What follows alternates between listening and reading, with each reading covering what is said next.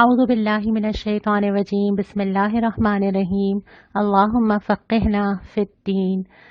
اللہ تعالیٰ کا بہت بڑا احسان ہے کہ آج ہم قرآن حکیم کے آخری سپارے تک پہنچ گئے ہیں۔ پارہ نمبر 30 شروع کرنے سے پہلے کل کے سوال پہ نظر۔ نبی کریم صلی اللہ علیہ وسلم سے تعلق پیدا کرنے کے لیے کیا کیا جائے؟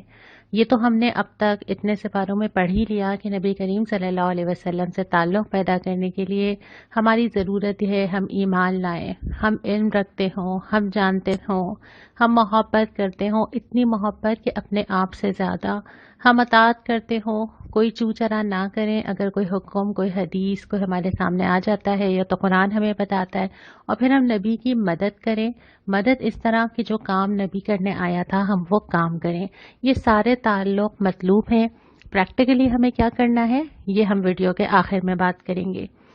سپارے کی طرف آ جاتے ہیں۔ کیونکہ آج کے سپارے میں بہت ساری صورتیں ہیں تو ہم کچھ حصہ، بہت تھوڑا سا حصہ کل کے لیے رکھیں گے، اور ہم 3 ربع آج کریں گے اور 1 ربع انشاءاللہ تعالیٰ کل کریں گے۔ پہلے ربع میں سب سے پہلے سورہ نبا آتی ہے۔ ذکر ہوتا ہے لوگوں کے سوال کا کہ وہ آپ سے پوچھتے ہیں کہ کب آئے گی وہ نبا یعنی کہ بڑی خبر، یعنی کہ قیامت۔ اور پھر اس کے بعد اللہ تعالیٰ کی نشانیوں کا ذکر ہے۔ پہلے تو یہ فرمایا کہ وہ خبر تو آئی جائے گی ان قریب، جس کی تمہیں پہلے سے بتا دیا گیا ہے، اور اس کے بعد پھر زمین کی ساری نشانیاں جو اللہ تعالیٰ نے دی ہیں، زمین کو فرش بنانا، پہاڑ کو میخیں بنانا، سب کو جوڑوں کی شکل میں پیدا کرنا، دن کو معاش کے لیے اور رات کو نیند کے لیے بنانا، پھر آسمان، سورج، بارش، ان تمام چیزوں کا ذکر کرنے کے بعد فرمایا کہ فیصلے کا دن تو مقرر ہے نا، فیصلہ تو ہوگا، اور پھر جس نے جو کیا ہوگا، سرکشوں نے جو کیا ہوگا، اللہ تعالیٰ سے سرکشی کی ہے، جہنم تیار ہے، اور جو متقین ہیں وہ انشاءاللہ وہ کامیابیاں دیکھیں گے جس کا وعدہ کیا گیا تھا۔ اور ہر آدمی جس نے جو بھیجا ہے وہ اللہ تعالیٰ کے پاس موجود پائے گا اور وہ اس کو دیکھ لے گا۔ اس کے بعد سورہ نازعات آتی ہے، مکی صورت۔ اس میں ابتدا کی گئی ہے فرشتوں کی قسم سے، اور اس کے بعد فرمایا گیا کہ قیامت کے قریب 2 جھٹکے ہوں گے۔ مزید تفصیل میں کئی جگہ اس کی ملتی ہے۔ پہلا وہ جھٹکا ہوگا جس میں زمین اور وہ تمام چیزیں جو زمین میں ہیں وہ تباہ ہو جائیں گی، سوائے جسے اللہ زندہ رکھنا چاہے۔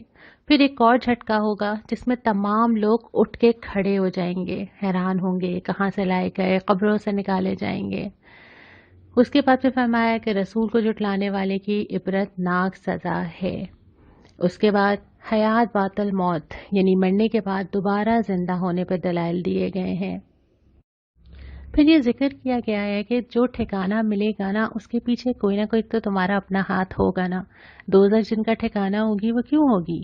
کیونکہ انہوں نے دنیا میں سرکشی کی تھی، اور پھر جنہوں نے آخرت کے بجائے دنیا کو ترجیح دی، دنیا میں دل لگایا، دنیا میں سب کچھ کھپایا، دنیا ہی کو سب کچھ سمجھ لیا، تو پھر کیوں نہ ان کو دوزخ ملے گی؟ انہوں نے تو اللہ کے لیے کوئی چیز قربان نہیں کی، اللہ کے لیے کچھ انویسٹ نہیں کیا۔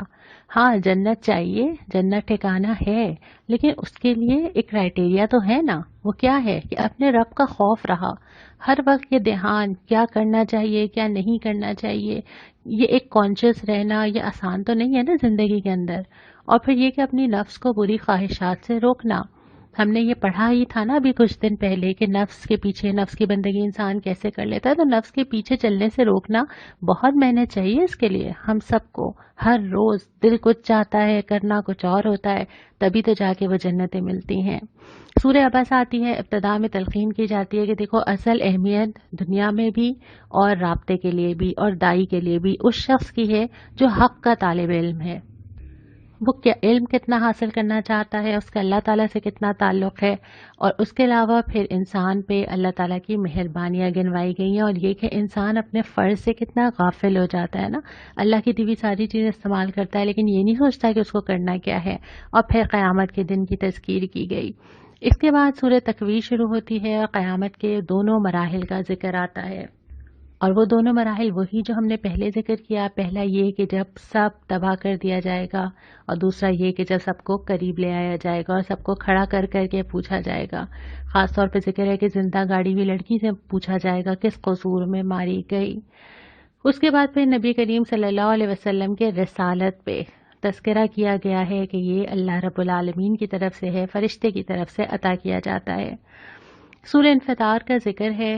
قیامت کے دن کا نقشہ کھینچ کے انسان سے ایک سوال کیا جاتا ہے کہ تمہیں کس چیز نے اپنے رب کریم سے، یہاں پہ جو لفظ استعمال ہوا نا تمہارے رب سے، مانو یا نہ مانو اسی نے پیدا کیا، اسی نے سب کچھ دیا، کس چیز نے اسی کی طرف سے دھوکہ میں ڈال دیا؟ کیا چیز ہے وہ کہ اللہ ہی کو بھول جاتے ہو اور پھر تم سزا جزا کو جھٹلاتے ہو؟ حالانکہ یہ بھی ذکر ہے کہ کرامن کاتبین جو ہر چیز جانتے ہیں کہ ایک چیز ان کے علم میں ہے اور وہ اس کو لکھ رہے ہیں، اور پھر متوجہ کیا کہ دیکھو جزا کا دن آئے گا، اللہ رب العالمین کا اختیار ہوگا، فیصلے کا تیاری کرنا مطلوب ہے۔ اس کے بعد سورہ مطففین آ جاتی ہے۔ سورہ مطففین میں ابتدا ہوتی ہے کہ بے ایمانی کی جو اصل وجہ ہوتی ہے وہ آخرت سے غفلت کا نتیجہ ہوتا ہے۔ جو انسان اللہ سے نہیں ڈرتا نا، اس کے لیے ہر چیز میں بے ایمانی آسان ہو جاتی ہے۔ اور اس کے بعد بدعمل انسان کیا دیکھیں گے؟ اللہ تعالیٰ کی دید سے محروم رہیں گے، جہنم میں جائیں گے، اور وجہ یہ تھی کہ وہ دنیا میں ایمان لانے والوں کا مذاق اڑاتے تھے، اور وہی لوگ جن کا مذاق اڑایا جاتا تھا، نیک عمل انسان، وہ بڑے مزے میں ہوں گے، نعمتیں پا رہے ہوں گے، اور آخرت میں وہ ہنسیں گے۔ گویا جو رولز ان کے دنیا کے اندر تھے وہ ریورس ہو جائیں گے۔ دنیا میں وہ سہن کے اوپر ہنسا کرتے تھے، لیکن جب اللہ تعالیٰ کے پاس جائیں گے اور چیزیں کھل جائیں گی تو اصل میں پتہ چل جائے گا کہ خوشی کا مقام کس کے لیے ہے۔ سورہ انشقاق آتی ہے، قیامت کی پوری کیفیت بیان کرتی ہے، اور ساتھ یہ بھی کہتی ہے کہ دیکھو ہر انسان اس منزل کی طرف، موت کی طرف، اپنے حساب کی طرف، جواب دہی کی طرف رواں روائیں چلتا چلا جا رہا ہے۔ میں اور آپ بھی جا رہے ہیں نا، دن کاؤنٹ کرتے چلے جا رہے ہیں، دیکھتے جا رہے ہیں، حیران ہوتے جا رہے ہیں، تشویش میں مبتلا ہوتے جا رہے ہیں، لیکن جا رہے ہیں، ایک ایک سٹیپ ہم اپنے انجام کی طرف جا رہے ہیں۔ اور اس کے بعد پھر نامہ اعمال دیے جانے کا ذکر ہے، اور کفار کو عذاب کی بشارت دے دی گئی ہے۔ پھر سورہ بروج آتی ہے جس میں اصحاب الاخدود کا قصہ سنایا گیا ہے، اور اس میں بہت سارے سبق ہیں۔ یہ قصہ کیا تھا کہ کچھ لوگوں کو ایمان لانے کی وجہ سے گڑھوں میں ڈال کے سزا دی گئی تھی، جلایا گیا تھا۔ اس کا قصہ سنا کے جو سبق اس میں بتایا گیا ہے وہ یہ کہ ظالم اور کافر خدا کی مار پا کر رہیں گے، اور اہل ایمان کو ایمان کی راہ میں جو بھی آئے اس میں مضبوط رہنا چاہیے۔ جب اس راہ میں قدم رکھا ہے نا تو تیار رہنا چاہیے، اور اس کو اپنے لیے اجر کا سبب سمجھنا چاہیے کہ اگر اللہ میرے لیے کو آزمائش لاتا ہے تو میرے درجات بلند کرتا ہے یا مجھے ٹیسٹ کرتا ہے۔ پھر فرمایا کہ اللہ سب پر غالب ہے، جو کر رہا ہے وہ یہ نہ سمجھے کہ وہ اللہ پہ غالب ہو جائے گا۔ اہل ایمان کا اجر تو محفوظ ہے اللہ کے پاس، اور اللہ کی پکڑ بڑی سخت ہے، جب چاہے جس کو چاہے پکڑ سکتا ہے، مہلت دیتا ہے تو دونوں لوگوں کو، ظالم کو بھی اور مظلوم کو بھی، دونوں کو آزما رہا ہوتا ہے۔ پھر سورہ طارق آ جاتی ہے۔ ابتدا ہی میں آسمان، رات اور تاروں کی قسم کھانے کے بعد انسان کی پیدائش کی طرف متوجہ کیا جاتا ہے کہ ایک نصیحت ہے نا، دن رات دیکھ رہے ہو، اپنے آپ کو دیکھ لو، کس چیز سے پیدا کیے گئے، کیسے اللہ تعالیٰ نے بنیاد رکھی۔ اور اس کے بعد پھر ذکر کیا ہے جب اللہ نے ایک دفعہ پیدا کر لیا دوبارہ بھی اللہ اس پہ قدرت رکھتا ہے، اور جب اللہ سب کو کھڑا کرے گا تو پھر سب پوشیدہ، چھپا ہوا، جو کسی کو نہیں پتہ چلا، جو چھپا کے لے گئی، جو اپنا امپریشن بنانے کے لیے جو میرے دل میں تھا، جو چیزوں پہ میں نے پردہ ڈال دیا، سب نکل کے آ جائیں گی۔ اور اس کے بعد پھر ذکر کیا کہ دیکھو یہ جو چیز ہے نا، یہ آخرت، یہ جواب دہ، یہ کوئی مذاق نہیں ہے، یہ کوئی اتنی لائٹ چیز نہیں ہے کہ میں اگنور کر کے آگے بڑھ جاؤں، اس کو مجھے سیریسلی لینا چاہیے۔ اور اس کے بعد نبی کریم صلی اللہ علیہ وسلم کو تسلی دی گئی ہے کہ کافرین کو آپ ان کے حال پہ چھوڑ دیجئے۔ پھر سورہ اعلیٰ آتی ہے، ابتدا ہی ہوتی ہے کہ اپنے رب کے نام کی تسبیح کیجئے۔ یہ ہم نے کہیں جگہ پڑھا ہے کہ اللہ کی تسبیح کرنا، اللہ کی دی ہوئی چیزوں پہ اللہ کا ذکر کرنا، اور تسبیح کے بہت سارے عملی طریقے ہیں۔ نماز بھی تسبیح کی ایک شکل ہے، اور وہ کلمات بھی جو ہمیں سکھائے گئے ہیں، خاص طور پہ سبحان اللہ و بحمدہ، سبحان اللہ العظیم۔ پھر ذکر کیا کہ کامیابی چاہیے نا، ہر ایک کو چاہیے، تو کیا کرنا ہوگا؟ تزکیہ کرنا ہوگا، صاف کرنا ہوگا اپنے نفس کو، دیکھنا ہوگا، چھانٹنا ہوگا، اپنے رب کے نام کو یاد کرنا ہوگا، یاد رکھنا ہوگا ہر لمحہ۔ اس کے بعد یہ ہے کہ نماز سے اللہ تعالیٰ سے تعلق بنانا ہوگا، جب ہی وہ فلاح ملے گی۔ اور اس کے ساتھ ساتھ ترجیح بھی طے کرنی ہوگی، دنیا کو ترجیح دو گے تو اسی کی طرف چلتے چلے جاؤ گے، دنیا کو استعمال کرو، ترجیح نہ بننے دینا۔ ترجیح کس کو بنانی ہے؟ آخرت کو، کیونکہ اس نے ہی ہمیشہ رہنا ہے۔ پھر سورہ غاشیہ آتی ہے، ابتدا میں ذکر ہوتا ہے اس آفت کا جو اچانک اور چھا جائے گی، کوئی اس سے بچے گا نہیں، اور اس میں جو لوگوں کی مختلف کیفیات ہوں گی، کیا وہ محسوس کر رہے ہوں گے، کچھ تھکے ہوئے ہوں گے، کچھ بہت بار رونق ہوں گے، گلو ہوگا ان کی شکل کے اوپر، پتہ ہوگا نا ہم کیا کر کے آ رہے ہیں۔ پھر اس کے بعد سوال اٹھائے گئے ہیں کہ کیا یہ لوگ دیکھتے نہیں ہیں آس پاس ہی، کہیں اور جانے کی تو ضرورت ہی نہیں ہے نا، یہاں پہ ذکر ہے اونٹوں کا، پہاڑوں کا، آسمان کا، زمین کا۔ میں اس لسٹ کو جتنا لمبا کرنا چاہوں کر لوں، اپنے آپ کو، اپنی انگلیوں کو، اپنے ہاتھ کو، آسمان کو، بارش کو، گرمی کو، جو چیز بھی ہو۔ کون سی چیز ایسی ہے جس کو دیکھ کے اللہ نظر نہ آتا ہو؟ نگاہ چاہیے ہوتی ہے، ہر ایک کے پاس نگاہ نہیں ہوتی نا۔ جب اللہ دل کی کھڑکی کھولتا ہے، قرآن بھی یہ کام کرتا ہے، تو پھر انسان کو وہ نگاہ پیدا ہوتی ہے، پردے ہٹتے ہیں اور ہر چیز میں قدرت اور اللہ کی کائنات نظر آنے لگتی ہے، اللہ کی نشانیاں کھل جاتی ہیں۔ اس کے بعد پھر نصیحت کیے جانے کی تلقین ہے کہ آپ کسی پہ زبردستی تو نہیں کر سکتے نا، لیکن اس کا یہ مطلب نہیں ہے کہ آپ نصیحت کرنا ہی چھوڑ دیں، نصیحت تو آپ کرتے چلے جائیے۔ اس کے بعد پھر سورہ فجر شروع ہوتی ہے، اور سورہ فجر میں ابتدا میں تمام ان قوموں کا ذکر کیا گیا ہے جو بڑی عالی شان تھیں، جو بہت صلاحیت رکھتی تھیں، بڑی بڑی چیزیں بنا لیتی تھیں، جہاں تک کہ چٹانیں تراش لیتی تھیں، لیکن ہوا کیا؟ فساد کیا زمین پر، اللہ کے خلاف گئے، اللہ تعالیٰ نے پکڑ لیا۔ تو اللہ تعالیٰ تو ہر ایک کو موقع دے رہا ہے اور جب چاہے اس کو پکڑ سکتا ہے، اور ان کا بھی یہی انجام ہوا۔ اس کے بعد پھر انسان کا ذکر کیا ہے، جو مادیت انسان کے اندر ہوتی ہے نا، یہ جو مال کی محبت ہے، یہ جو رویہ انسان کا دنیا میں چینج کرتی ہے۔ جب اس کو بہت کچھ ملتا ہے تب ٹھیک ہے، پھولے نہیں سماتا، خوش ہوتا ہے، ذرا سی مشکل آئی تو کیا کہتا ہے؟ مجھے کہاں ڈال دیا اللہ تعالیٰ نے، کس چیز میں مبتلا کر دیا، شکوے کرنے لگتا ہے، شکایتیں کرنے لگتا ہے۔ جبکہ یہ صحیح رویہ نہیں ہے۔ انسان تو مشکل میں بھی، تنگی میں بھی اللہ سے مانگتا ہے، اللہ تعالیٰ کا شکر ادا کرتا ہے۔ تو مومن کا رویہ، پہلے بھی ہم نے بات کی کہ ہر حال میں، مشکل ہو یا آسانی، اللہ کی طرف رجوع کا ہی ہوتا ہے۔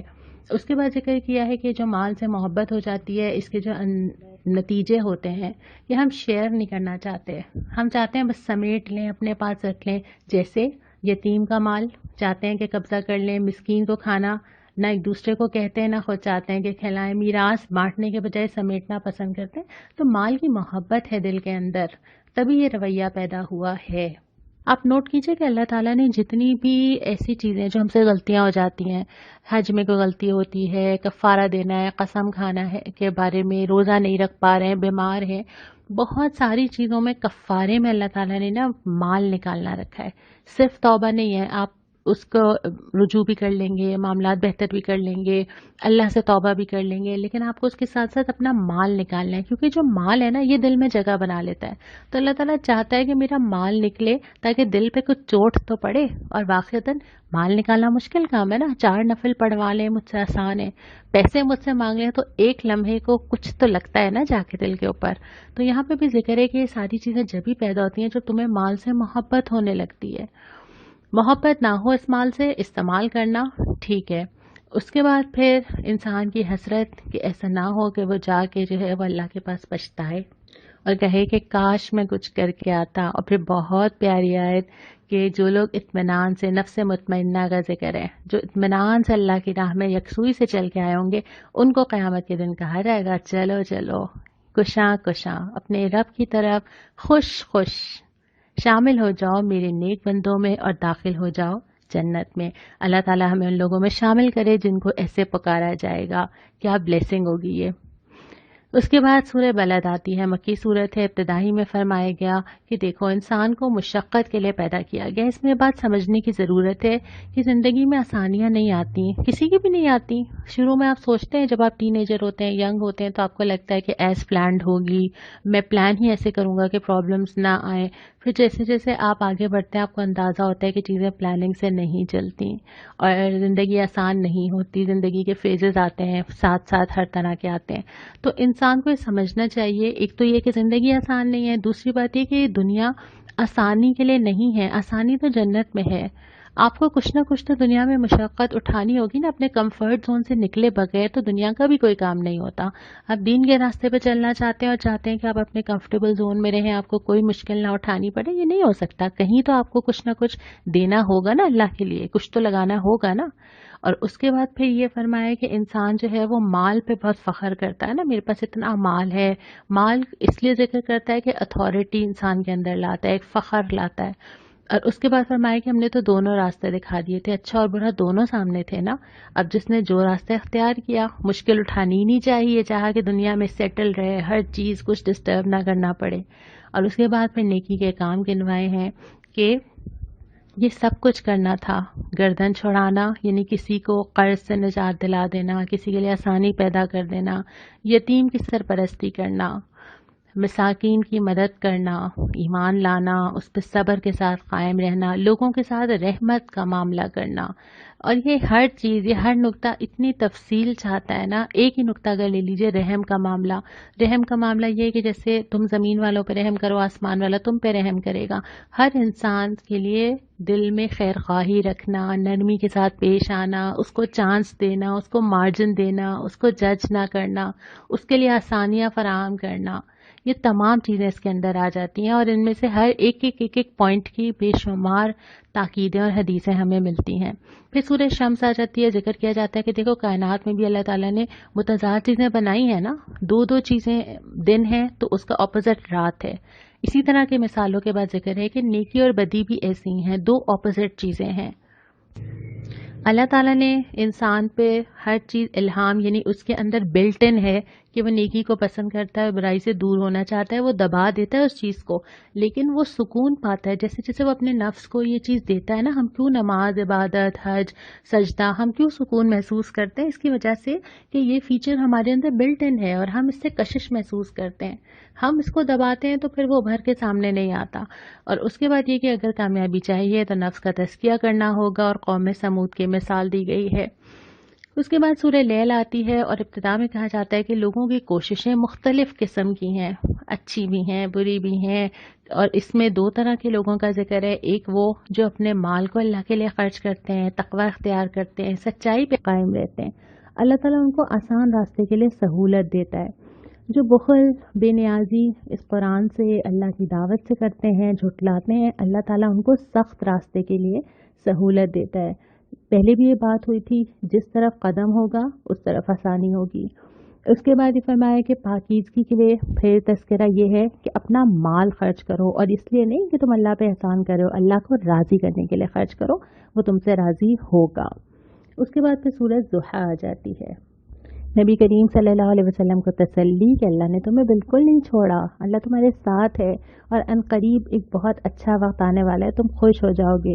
یہ جب بتایا جا رہا ہے اس وقت تو مشکل ہی مشکل ہے، اللہ جانتا ہے نا آگے کیا آنے والا ہے. اور اس کے بعد فرمایا کہ ہم نے تمہیں کیا کیا کچھ نہیں دیا. اور اس کے بعد اس کا ذکر ہے جو نعمتیں حاصل ہونے کے بعد مطلوب رویہ ہے، جس کی کچھ جھلکیاں ہیں کہ یتیم پہ سختی نہ کرو، سائل کو نہ جھڑکو. یعنی جو نعمت تمہیں ملی ہے، خاص طور پہ اگر مجھے مال ملا ہے، مجھے فائنینشلی آسانی ملی ہے، تو وہ دوسروں تک منتقل ہونی چاہیے، اور اپنی رب کی نعمت کا اظہار کرو اور شکر کرو. اس کے بعد سورہ علم نشرہ آ جاتی ہے. اس میں نبی کریم صلی اللہ علیہ وسلم کو تسلی دی جاتی ہے کہ 3 چیزیں اللہ تعالیٰ نے آپ کو دی ہیں. آپ کا سینہ کھول دیا گیا، یعنی آپ کو مطمئن کر دیا گیا، بھاری بوجھ جو آپ محسوس کر رہے تھے اسے دور کر دیا گیا، اور آپ کا ذکر بلند کر دیا گیا. ساری دنیا نے کوششیں کر لیں، لیکن نبی کریم صلی اللہ علیہ وسلم کے نام لینے والے، محبت کرنے والے کتنے کس تعداد میں اور آج تک موجود ہیں، اور آپ کا ذکر آج تک ہوتا چلا جا رہا ہے. یہ ذکر کیا جاتا تھا کہ کون ہوگا نام لیوا یا نعوذ باللہ نام مٹا دیا جائے گا، لیکن اللہ تعالیٰ نے جس کے لیے فیصلہ کر لیا اس کا نام کوئی نہیں مٹا سکتا. پھر تنگی اور آسانی کا ذکر کیا ہے کہ دونوں ساتھ ساتھ چلتی ہیں. تنگی آتی ہے، آسانی ہو جاتی ہے، پھر آسانی آتی ہے، پھر تنگی ہو جاتی ہے. اور اس کے بعد اللہ تعالیٰ کی عبادت اور اپنے رب کی جانب رغبت کی تلقین کی گئی ہے. پھر سورۃ 3 آتی ہے، مکی صورت ہے، اور ذکر کیا گیا کہ انسان اس حد تک گر سکتا ہے، جبکہ اللہ تعالیٰ نے اس کو اتنا اعلیٰ اور عرفہ بنایا تھا، خلیفہ بنایا تھا، درجات دینے کے لیے بنایا تھا، نفس کے پیچھے بھاگ بھاگ کے اپنے آپ کو کس اسٹیج تک پہنچا دیا ہے، اپنے آپ کو کتنا نیچے گرا دیا ہے. اور اس کے بعد فرمایا کہ جو اجر چاہتا ہو نا، اس کو ایمان اور نیک عمل دونوں کرنے ہوں گے. اور آخرت کے دن تو آنا ہی ہے، کیونکہ اللہ رب العالمین ہے اور اس کے انصاف کا تقاضا ہے کہ وہ ٹھیک ٹھیک فیصلہ کرے.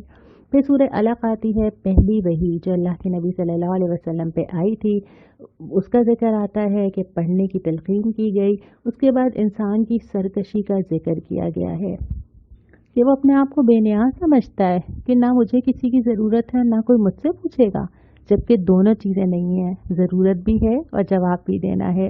اور اس کے بعد یہی کہا گیا کہ تمہیں پتہ نہیں ہے کہ اللہ تعالیٰ تمہیں دیکھ لے گا، اور اللہ گرفت کر سکتا ہے کسی بھی انسان کی، کسی بھی وقت، کسی بھی طرح۔ اور پھر تلقین کی گئی ہے کہ سجدہ کرو اور اپنے رب کا قرب حاصل کرو، جھک جاؤ۔ سجدہ صرف یہی نہیں ہے کہ انسان جھکے اور زمین پہ سر رکھ دے، سجدے کا مطلب یہ ہے کہ انسان اعتراف کر لے، اللہ کے سامنے سرنڈر کر دے کہ آپ مالک ہیں اور میں غلام ہوں، اور اس کے بعد وہ اپنے آپ کو اور اپنی زندگی کو اللہ کے حوالے کر دے۔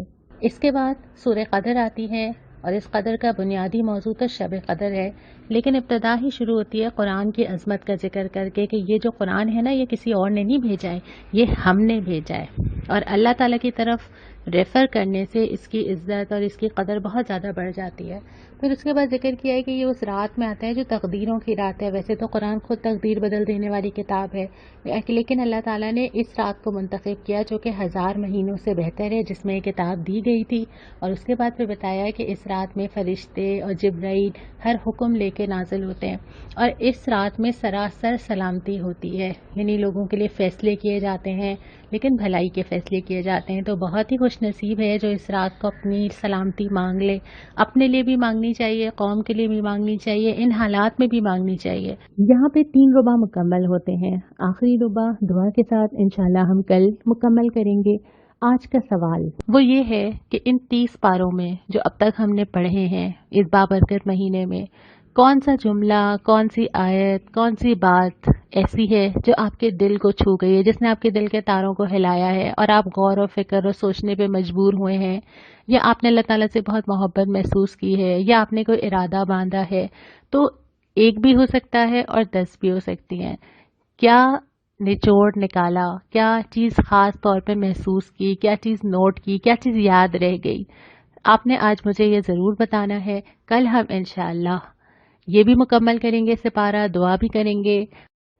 البتہ آج کے سوال میں جو ہم نے ڈسکس کیا تھا کہ نبی کریم صلی اللہ علیہ وسلم سے تعلق پیدا کرنا ہے، تو یہ میں آپ کو بتا دوں کہ انشاءاللہ رمضان کے فوراً بعد ہم سیرت کا مطالعہ شروع کریں گے، مل کر اسی طرح وقت دے کے، اور انشاءاللہ ہم مل کے سیرت کی جھلکیاں دیکھیں گے۔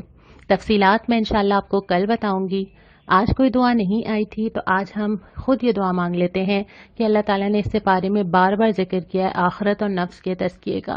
اللہ تعالیٰ ہمیں آخرت کو یاد رکھنے والا، اپنے نفس کو اس کی راہ میں چلانے والا اور اپنے نفس پہ کنٹرول کرنے والا بنائے۔ نفس کے پیچھے میں نہ بھاگوں، بلکہ نفس کو میں اللہ کی راہ میں بھگانے والی، لگانے والی بن جاؤں۔